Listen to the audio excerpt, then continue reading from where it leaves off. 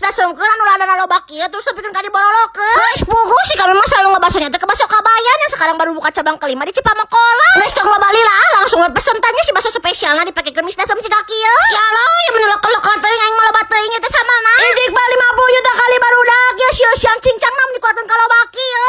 Aduh kan ieu saking global aya cincangna di kadaharan teh tetep aya deui wae. Tentu geus kudu wajib pardu aing namun kasih Kabayan mah kudu nyobaan oge si baso igana tanya. Arang diseukeun teh alas si igana teh loba teuing kieu mah. Si adonan baso teh meuni ibu si igana dikuakeun ka bolotok kitu. Ya Allah Kabayan geus lah mana mah bener-bener top mantap is the best. Tong ditanyakeun si baso labana mah ya bener-bener muncar kagecrot pisan. Jejeri asin teh waduk, ha? Teh menengana pisan. Urusan di rumah tinggal di Sebro aja pakai aneka minumannya dari mereka. Tentu mereka juga punya bakso kemasan yang bisa dikirim keluar kota. Sok atuh segera datang nama tempat teh Baso Kabayan cabang Cipamokola.